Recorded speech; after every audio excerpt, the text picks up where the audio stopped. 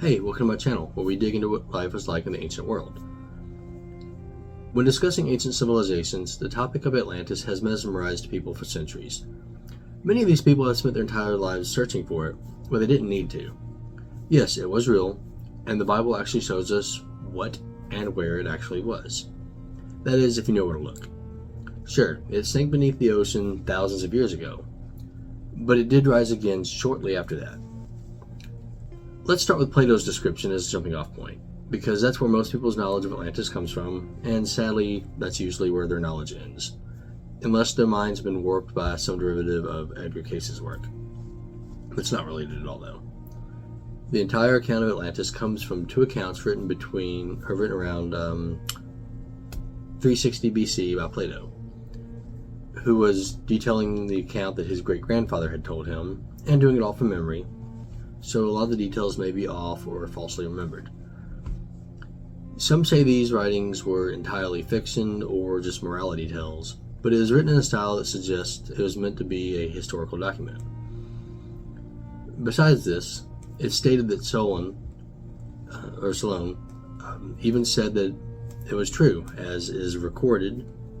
His actual words were, "Then listen, Socrates, to a tale which, though strange, is certainly true, and having been attested by Solon, who was the wisest of the 7 sages.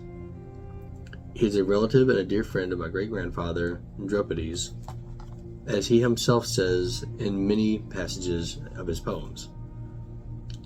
And he told the story to Critias, my grandfather, who remembered and repeated it to us."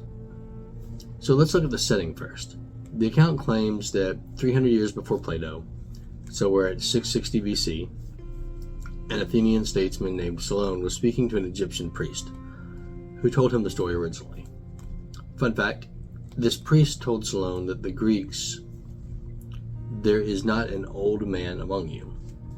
And this obviously points back to the pre-flood lifespans enjoyed by humans.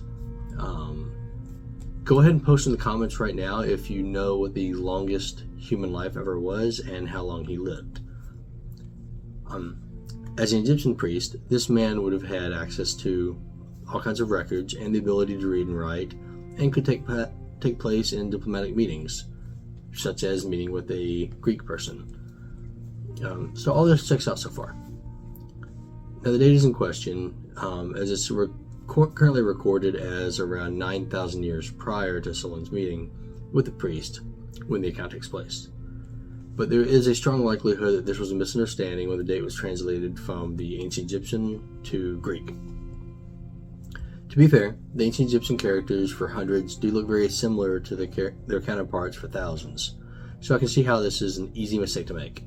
Additionally, the numbers could be written in any order. The number 1590 actually does look a lot like the number for 9,000. Fun fact, Egypt did not exist 11,680 years ago, which was one of the oldest dates for Atlantis at that 9,000 year period. Certainly it did exist 3,600 years ago, when a related major event took place around 4,300 years ago, or 1,500 to 1,600 years before Solon. While the 1590 year theory holds up pretty well, it is possible that it was meant to be 900 years, and the Egyptians officially heard the story and recorded it when it had actually taken place 700 years prior to that. So the Egyptians hear about it, something that happened 700 years ago, recorded as it just happened, and then he hears about it happening 900 years ago. It's also possible that passing the story down over 300 years, mostly through memory, some of the dates were confused. What was going on in the world around that time? I'll get back to that when we see why Plato says Atlantis was destroyed and sunk into the ocean. First, let's discuss what Plato's records say in his own writings. There are a few key concepts here that will tell you when and where this was. Basically, these so-called gods divide up the world, and we follow the story of one called Poseidon. This divine being falls in love with a human woman named Plato and has children with her. they had 5 sets of twin sons, each of which was half divine and half human. Their children became great leaders over various regions. Now, the ancient Greeks would have known these beings as demigods, or half human, half god creatures, usually with a place of ruling over humans, a great king, something like that. However, the Bible discusses them in a very different light.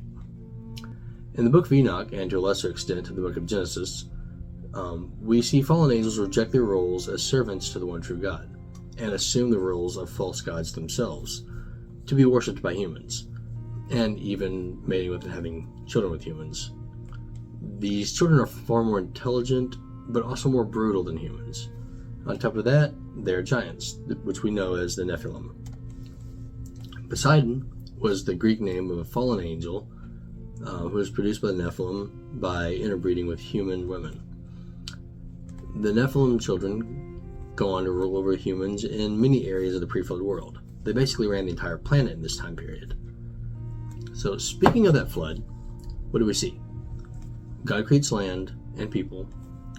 People build great civilization, and they become more interested in what humans want and turn against God, who then destroys the world through water.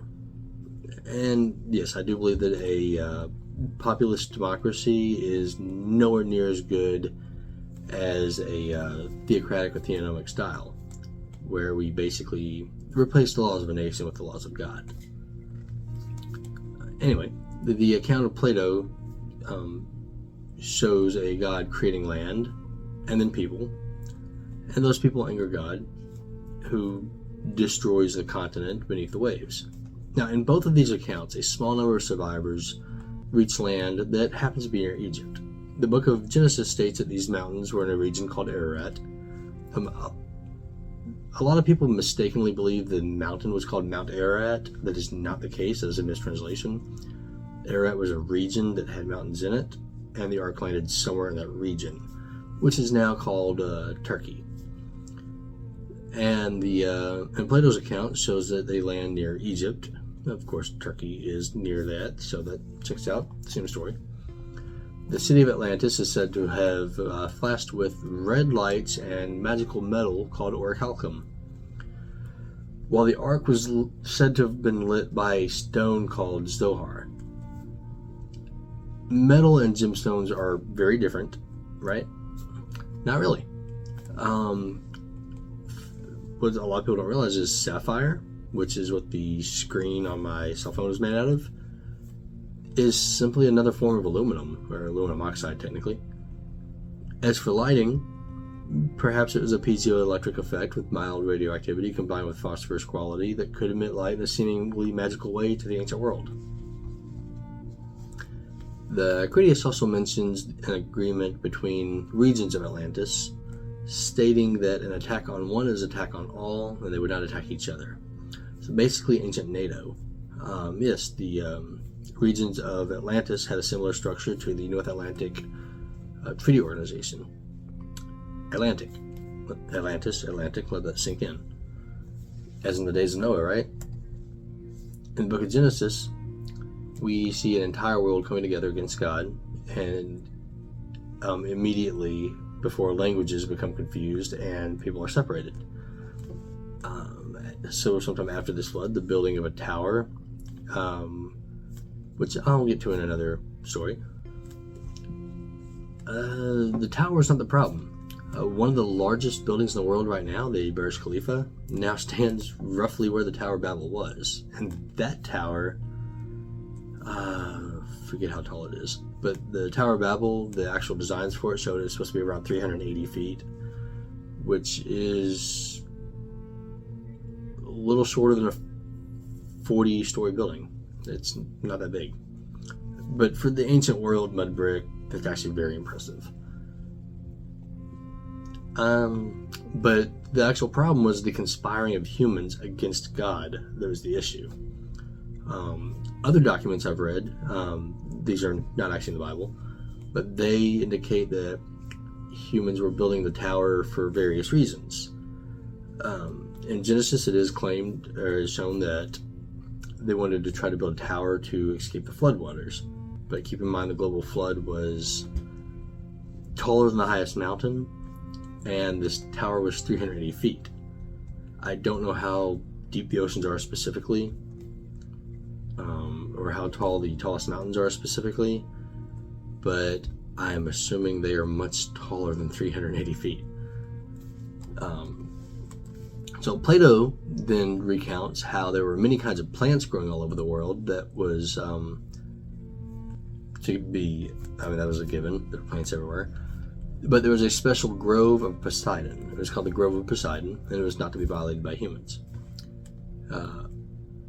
Now, there was a lot of death after this land was violated by humans. Now, think back to Genesis in the Lord's Garden of Eden. This was a special holy place. Death did not exist in humans, animals, or anything else, with the exception of plants, until after humans chose to sin there. Could this Grove of Poseidon be the Greek retelling of the Garden of Eden? Let me know that in the comments if you think it was.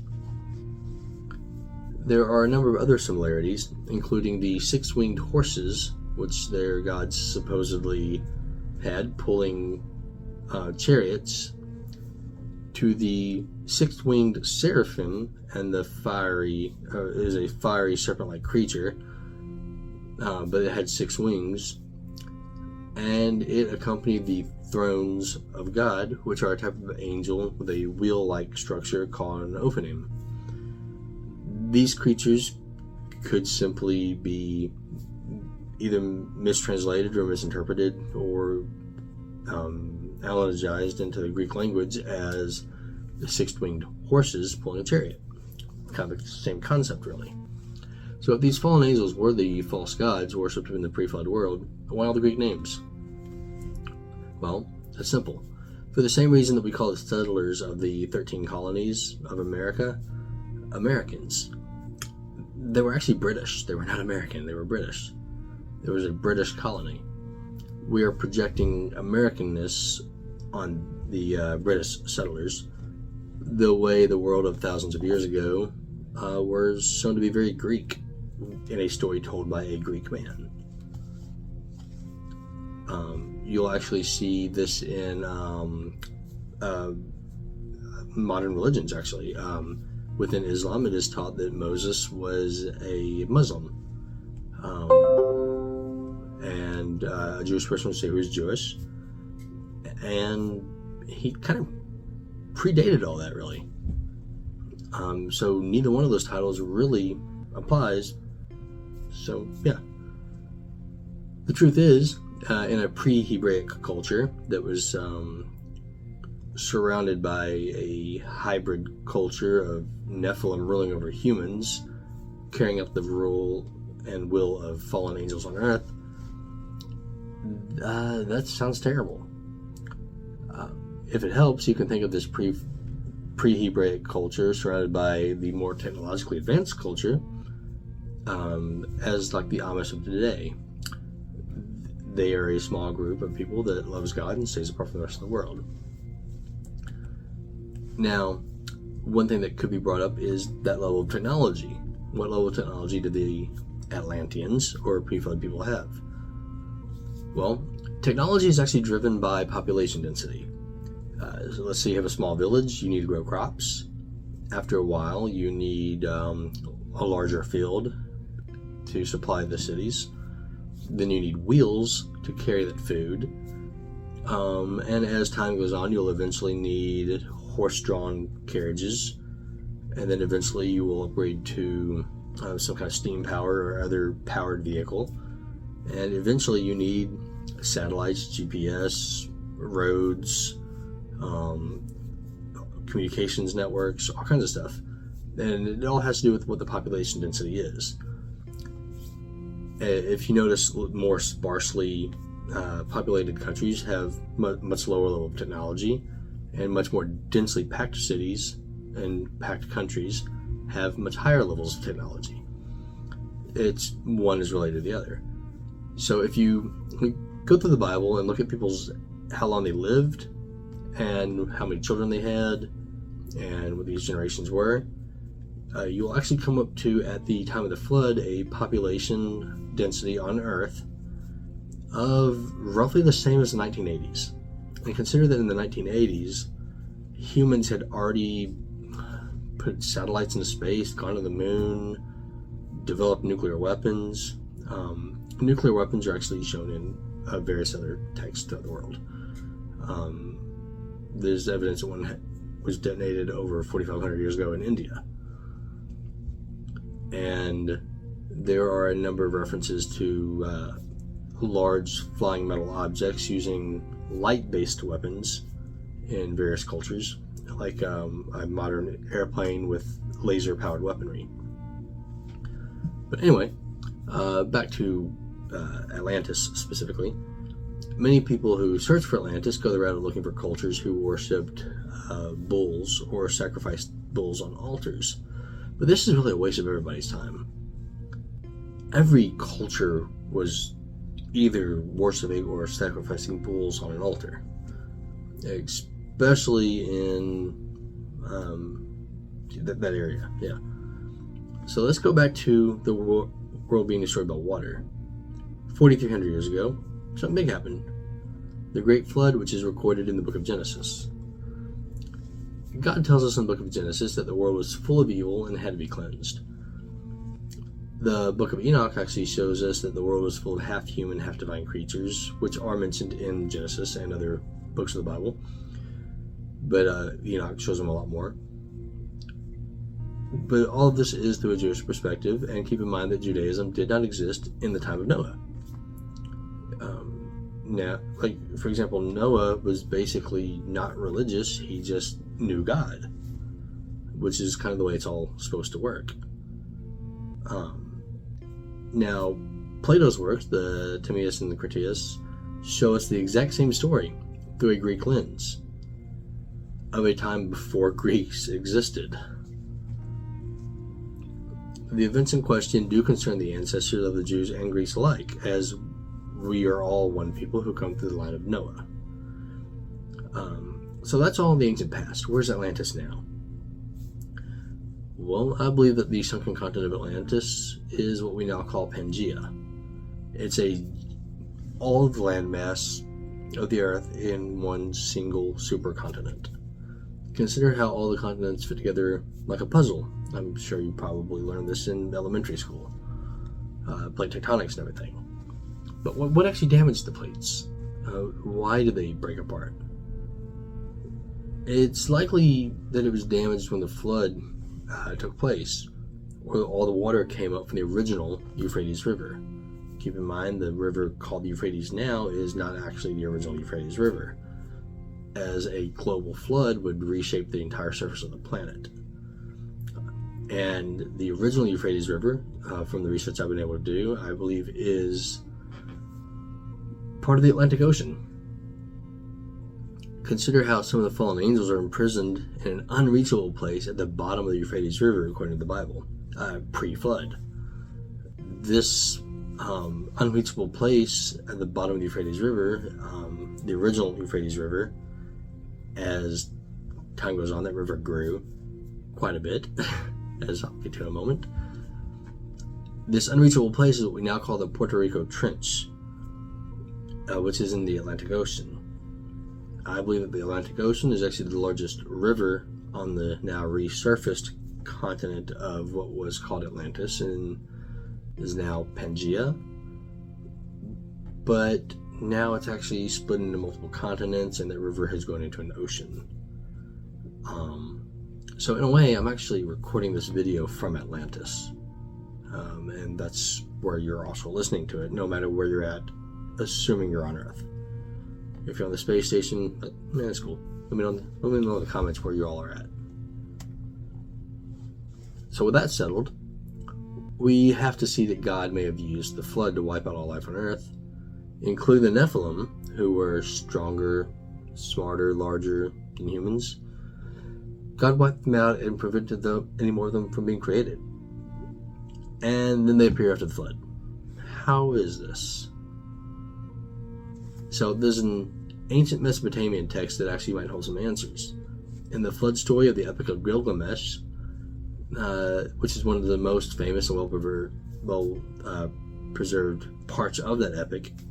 The Epic of Gilgamesh is an ancient Mesopotamian poem considered one of the earliest works of literature, dating back to the 18th century BC, nearly as far back as the flood mentioned in Genesis.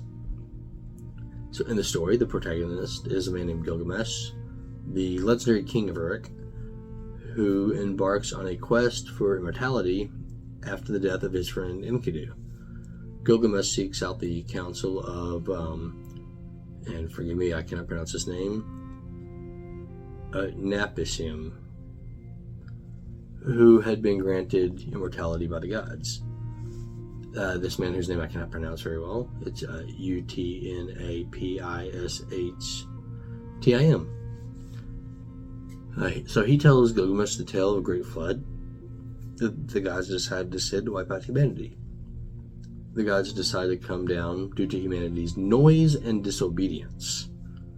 The god Enki, who was fond of humanity, secretly warned the sky about the impending flood and instructed him to build a boat, or an ark, to save himself, his family, and his friends, and a bunch of animals.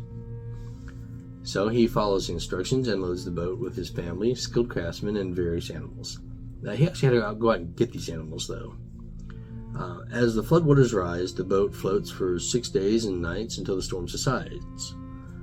Afterwards, he sends out birds to search for dry land. Eventually, he comes to rest on Mount Nasir. When the gods finally realized that humans had survived, they were angry, but ultimately grant that guy and his wife immortality. Gilgamesh is disappointed to learn that immortality is not meant for humans, but he does gain a lot of wisdom from the experience and returns to Uruk, where he reigns as a wise and just king. So the flood story in the Epic of Gilgamesh bears a lot of similarities to the biblical account of Noah's Ark in the book of Genesis, right? Yeah. But that's because both stories share themes of divine punishment and survival, combined with a great flood wiping out all life on Earth. There's a problem, though. A lot of the details are wrong. The names of the people, the name of their god, the places where these ships land, which kinds of animals were taken aboard, how many people survived, and there's a lot of other details that are just completely different. These are different stories. Let that sink in for a moment. These are different stories of the same thing happening. But what are the two sides of the same story? The book of Genesis tells of human survival in the context of the flood where Noah survived. The Epic of Gilgamesh, on the other hand, might tell the survival of the Nephilim or other creatures on their own ark. In this theory, Enki is not another name for God, but could likely be a Satan-type figure, like Shemyaza, or more likely Azazel. So, Gilgamesh, learning that he won't be immortal, as an interesting feature, as perhaps the Nephilim may have actually believed they were immortal before these events. A finite lifespan and no means of being able to reproduce would explain why there are no Nephilim today. So let me know down in the comments if you think any of this made any sense. And that's about it. Go ahead and like, subscribe, all that, and have a nice day.